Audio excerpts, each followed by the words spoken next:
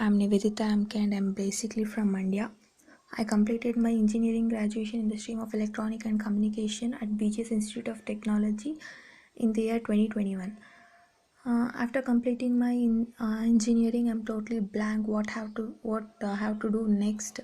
I don't have any job opportunities and didn't get any job opportunities from my college also due to the COVID situations.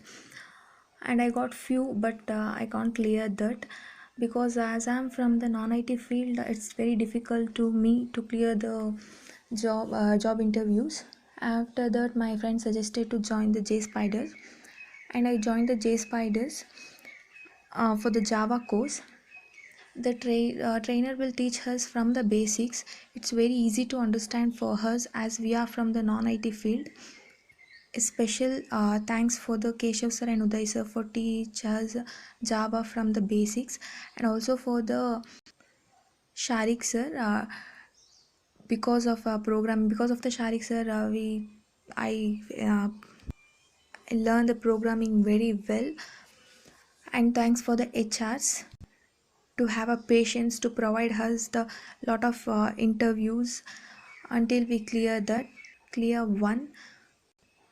It was a great experience for me in the JSPIDERS. Thank you all.